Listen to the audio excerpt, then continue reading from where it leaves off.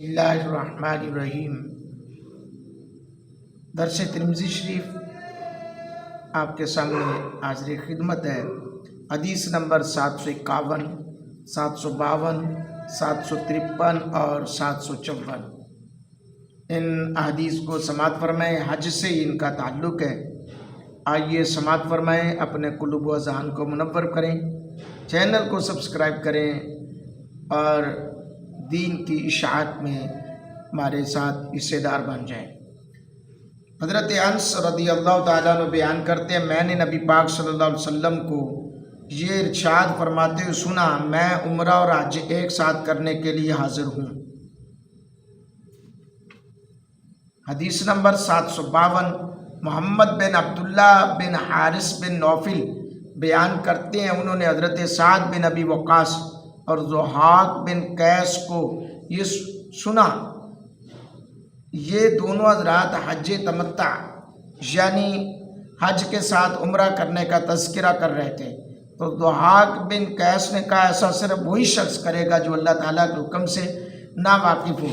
تو حضرت سعد نے فرمایا، میرے بھتیجے تم نے بہت بری بات کہی۔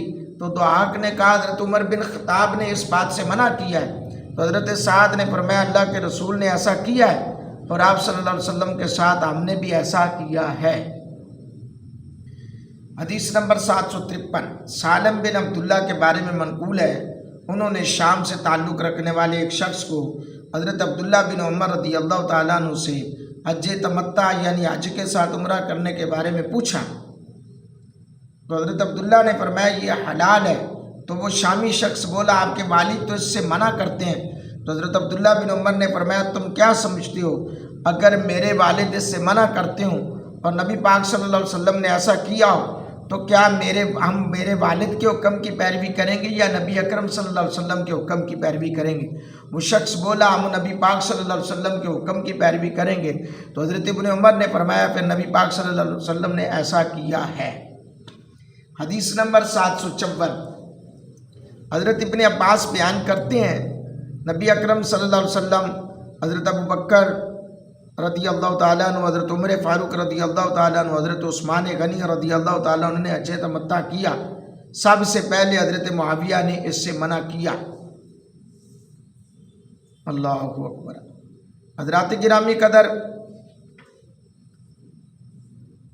حج کرنے کے دو طریقے ہیں، جس کی تفصیل یہ ہے، مکہ معظمہ سے حج کرنے کا طریقہ، مکہ معظمہ کا باشندہ ہو یا حج تمتع کی نیت سے باہر سے آ کر عمرہ کر کے اور احرام کھول کر مکہ مکرمہ میں اقامت پذیر ہو گیا ہو، تو طریقہ حج یہ ہے کہ وہ اپنے گاریہ مسجد حرام سے احرام زیب تن کرے، پھر دوران احرام ان چیزوں سے پرہیز کرے، اپنی بیوی سے جمع کرنا، بوس و کنار کرنا، حلق یا جسم کے کسی بھی حصے سے بال کٹوانا، ہاتھ پاؤں کے ناخن ترچوانا، سلا ہوا کپڑا زیب تن کرنا، کپڑا وغیرہ سے سر ڈھانپنا، خوشبو کا استعمال کرنا، شکار کرنا یا اس کی رہنمائی کرنا، ائمہ ثلاثہ کے موقف کے مطابق نکاح کرنا، 8 ذی الحجہ کو منع روانہ ہو جائے، وہاں نماز ظہر ادا کرے، 9 ذی الحجہ کی نماز صبح تک وہاں نمازیں ادا کرتا رہے، 9 ذی الحجہ کی نماز فجر کے بعد وہاں سے میدان عرفات کی طرف روانہ ہو جائے۔ مینا میں یہ قیام مسنون ہے، اگر کوئی شخص 9 ذی الحجہ کو مکہ معظمہ سے سیدھا میدان عرفات پہنچ جائے تو بھی جائز ہے۔ میدان عرفات میں 9 ذی الحجہ کی نماز مغرب تک قیام کرے، مسجد نمرہ میں نماز ظہر اور نماز عصر دونوں ظہر کے وقت میں جمع کر کے ادا کرے، نماز سے فراغت پر اللہ تعالیٰ کی حمد و ثنا، دعا و استغفار میں مصروف رہے۔ اس قیام کا نام وقوف عرفہ ہے، جو حج کا ایک اہم رکن ہے۔ غروب آفتاب کے وقت وہاں سے مزدلفہ کی طرف روانہ ہو جائے، وہاں نماز مغرب، نماز عشاء ایک ساتھ ادا کرے، عشاء کے وقت میں ادا کرے، رات مزدلفہ میں گزارے، جبکہ نماز فجر کے بعد حمد و ثنا، ذکر و استغفار میں مصروف ہو جائے۔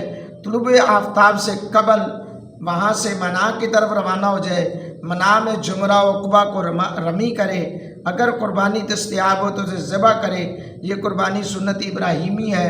پھر احرام کھول کر حلق کروائے یعنی سار منڈوائے یا بال ترشوائے۔ اپنی بیوی سے جماع کے علاوہ اب تمام پابندیوں سے آزاد ہے۔ پھر مکہ معظمہ میں واپس آ کر طواف زیارت کرے جو حج کا دوسرا اہم رکن ہے۔ طواف زیارت کے بعد جمع کرنے اور خوشبو کے استعمال کرنے کی بھی اجازت ہو جائے گی۔ اللہ اکبر۔ تو یہ مسلسل 3 دن جمرات ثلاثہ کو رمی کرے، 12 ذی الحجہ کی رمی کے ساتھ ہی حج مکمل ہو جائے گا۔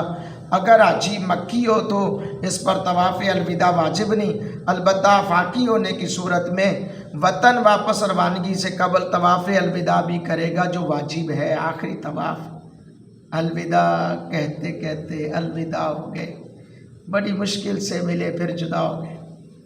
آفاق دوسرا طریقہ آفاقی حج، وہ لوگ جو میقات سے احرام باندھ کر جانب حرم آئیں تو ان کا طریقہ حج یوں ہے کہ وہ اگر سیدھے مکہ معظمہ آئیں تو طواف قدوم کریں گے۔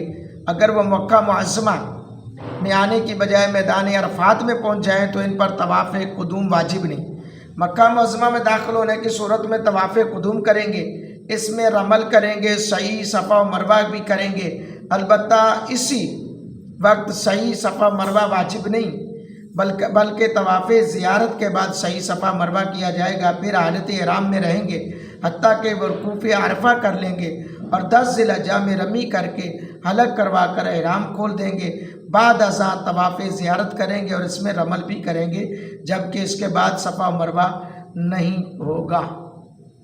اللہ اکبر اللہ۔ حضرات گرامی قدر، حج کی 3 اقسام ہیں۔ حج افراد، اس حج کے لیے میقات سے حج کی نیت سے احرام باندھا جاتا ہے۔ حج تمتع، ایام حج میں پہلے عمرہ کی نیت سے احرام باندھا جائے گا اور عمرہ سے فارغ ہو کر دوبارہ حج کی نیت سے احرام باندھا جائے گا۔ نمبر 3 حج قران، میقات سے اور حج اور عمرہ دونوں کی نیت سے احرام باندھا جائے گا۔ ائمہ 4 کا اس بات پر اتفاق ہے حج کی یہ تینوں اقسام جائز ہیں، البتہ فضیلت کے بارے میں جو اپنی اپنی جگہ پر رائے ہے۔ امام اعظم اور امام شافعی اور امام مالک کا موقف ہے کہ حج افراد افضل ہے، پھر حج تمتع ہے، پھر حج قران ہے۔ اور امام احمد بن حنبل کا نظریہ ہے کہ حج تمتع من غیر سوق الہدا سب سے افضل ہے۔ امام اعظم ابو حنیفہ رحمۃ اللہ علیہ کا موقف ہے کہ حج قران افضل ہے، پھر حج تمتع، پھر تیسرے نمبر پر حج افراد ہے۔ انہوں نے حضرت جابر رضی اللہ تعالیٰ عنہ کی روایت کا استدلال لیا کہ حضور نے فرمایا کہ حضور علیہ السلام نے ہجرت کے بعد ایک حج کیا اور اس کے بعد عمرہ بھی کیا۔ علاوہ ازیں حضرت انس رضی اللہ تعالیٰ عنہ کی روایت ہے کہ میں نے آپ صلی اللہ علیہ وسلم سے یوں سنا، اے اللہ میں عمرہ اور حج کی نیت سے حاضر ہوا ہوں۔ بہرحال میرے دوستوں، میرے محبوب کے غلاموں، یہ تو آپ کے سامنے احادیث ہیں۔ دعا کریں اللہ مجھے بھی زندگی میں حج کی سعادت عطا کرے، عمرے کی سعادت عطا کرے۔ اور میری ویسے دلی خواہش ہے یہ درس قرآن جو ہے نا، جیسے سلسلہ شروع ہے ماشاءاللہ، تقریباً 11 پارے ہونے والے ہیں، 10 پارے اور 3 پاؤ گیا ہے۔ تو میری خواہش ہے کہ قرآن پاک کا درس جو ہے نا میں حرم پاک کے نظاروں میں بیٹھ کر دوں اور مدینہ طیبہ کی گلیوں میں بیٹھ کر دوں۔ تو آپ دوستوں کے تعاون کی بڑی اشد ضرورت ہے۔ چینل کو سبسکرائب کریں، بیل آئیکن پریس کریں، اور تاکہ یہ زیادہ سے زیادہ تو ادھر سے بلاوا آ جائے، کوئی ایسا اللہ کا بندہ ہو جو کہے جی آپ درس کے لیے ادھر آ جائیں، مدینہ ہو جائے گی۔ اللہ پاک ہم سب کا حامی و ناصر ہو، آمین۔